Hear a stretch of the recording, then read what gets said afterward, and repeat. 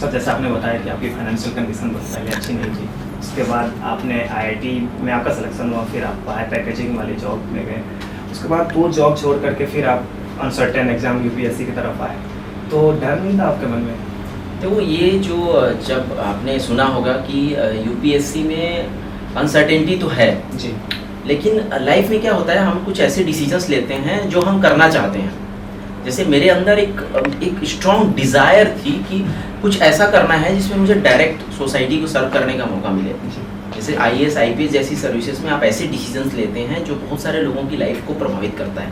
जी, तो शुरुआत में जब, जैसा मैंने बताया पहले कि मुझे बहुत ज़्यादा कॉन्फिडेंस नहीं था कि मैं कर पाऊँगा, इसीलिए मैंने पहले वो रास्ता चुना जिसमें मेरे पास प्लान भी हमेशा रेडी होता था। जैसे मैं पहले जॉब, जो पहली मेरी जॉब थी उसमें था, तो फिर इंजीनियरिंग सर्विस में सिलेक्शन हो गया।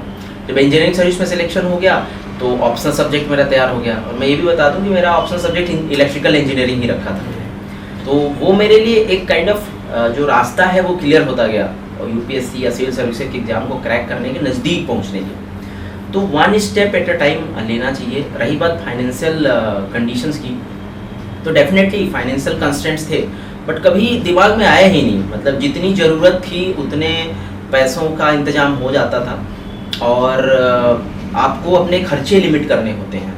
जब आप अपने खर्चे लिमिट करते हैं तो आप थोड़े पैसों से भी काम चला सकते हैं। सेम मैंने भी किया। मुझे बचपन से याद है, जब मैं 9th-10th क्लास में ही था, तो मुझे लगता था कि अपने हाथ में जो है आपको सिर्फ वही बेस्ट करना चाहिए, अपने लेवल पे बेस्ट करना चाहिए। जब मैं गांव में पढ़ता था तो सारे टीचर्स या फिर जो बड़े लोग थे वो बोलते थे कि ये लड़का पढ़ने में अच्छा है, इसको किसी अच्छे स्कूल में, प्राइवेट स्कूल में पढ़ाना चाहिए। बट प्राइवेट स्कूल्स वहाँ पे होते नहीं थे गांव में, तो हमने सरकारी स्कूल से ही पढ़ाई किया। बस मेरे दिमाग में ये चलता था कि जो मेरे हाथ में है, लाइक जो मैं कर सकता हूँ वो बेस्ट करना है। जैसे जो अगर 10th क्लास का सिलेबस है, 10th बोर्ड का एग्ज़ाम है, तो पूरे सिलेबस को मैं अच्छे से करूँगा, उसके बाद एग्ज़ाम दे देना है। उसके बाद क्या होगा इसकी चिंता कभी नहीं की मैंने। सेम यूपीएससी के एग्ज़ाम में भी, जो कि जॉब मेरे पास रहता था, कभी मैंने कंप्लीट रिज़ाइन करके प्रिपरेशन नहीं की। जॉब के साथ साथ ही छुट्टियाँ लेके या फिर जॉब के साथ साथ समय निकाल के पढ़ाई करता था। तो एक कॉन्फिडेंस रहता था कि मेरे पास प्लान भी ऑलरेडी है, तो एक जॉब सिक्योरिटी लेके रहता था मैं। और जब मुझे पहले लगता था कि यूपीएससी में अगर जाना है तो आईआईटी क्यों, ये कई लोगों का सवाल होता है, बट मुझे लगता है कि वो एक अलग कॉन्फिडेंस देता है आपको कि आपने एक आईआईटी से बीटेक किया है, तो any day you are eligible for a good job, good decent job आपको मार्केट में मिल जाता है। क्योंकि आईआईटी का टैग ही मतलब सफिशिएंट है, और आपकी आईक्यू लेवल इतनी होती है अगर आपने आईआईटी क्वालिफाई कर रखा है। तो इस तरह से फाइनेंशियल कंस्ट्रेंट का कभी कोई इफेक्ट हुआ नहीं, और मेरे मम्मी पापा स्पेशली कभी ये चीज़ फील नहीं होने दिए कि हमारे पास पैसों की कमी है।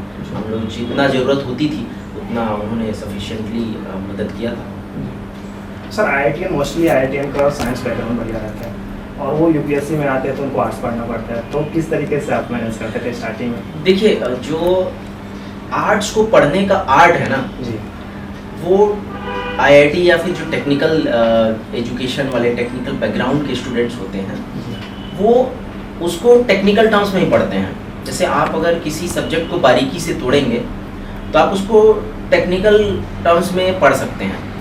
जैसे मैथ्स या फिजिक्स लॉजिक लगा के पढ़ते थे, हर चीज़ का लिंक होता था। सेम इन सब्जेक्ट्स में भी, चाहे वो हिस्ट्री हो, पॉलिटी हो, इनमें भी लिंक होता है, एक पैटर्न होता है, उसको आपको फॉलो करना होता है। उस तरह के हम नोट्स बनाते थे, फ्लो चार्ट बनाते हैं। इनफैक्ट ये यूपीएससी के एग्ज़ाम में आजकल ज़्यादा इंजीनियर सिलेक्ट होने का एक रीज़न भी है कि उनके पास एक, हम बोलते हैं देसी टर्म जो होता है, जुगाड़ होता है जी। तो हम लोग सब्जेक्ट को जुगाड़ करके कवर कर लेते हैं जी। मैं किसी भी सब्जेक्ट के लिए पूरी बुक नहीं पढ़ता था, मतलब मैं पूरी बुक ख़त्म करने में कभी बिलीव नहीं रखा।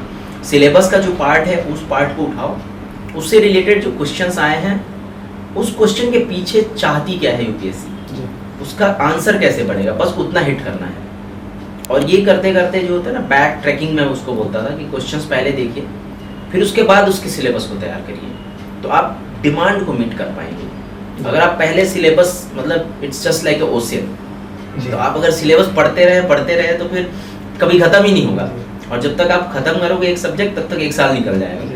तो इसलिए स्मार्ट स्टडी, और स्मार्टनेस आती है अगर आप टेक्निकल एजुकेशन में हैं, आप आईआईटी जैसे कॉलेज से पढ़ते हैं या फिर किसी और इंजीनियरिंग कॉलेज से, तो उनमें थोड़ी सी ये रहती है कि जुगाड़ लगा के जो है सिलेबस को ख़त्म कर दिया जाए। इसका बेनिफिट डेफिनेटली मिलता है।